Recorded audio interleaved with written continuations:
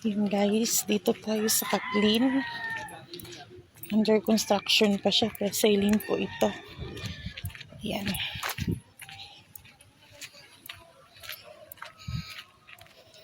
Yan, matibay po yung paggagawa niya kung nakikita niyo po. Ganyan siya.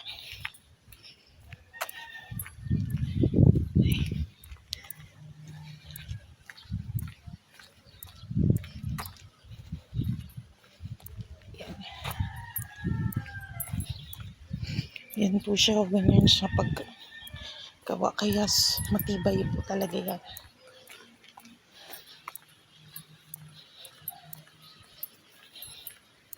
Ito po yung model house namin. Yan pa lang yung nagagawa. Yan siya.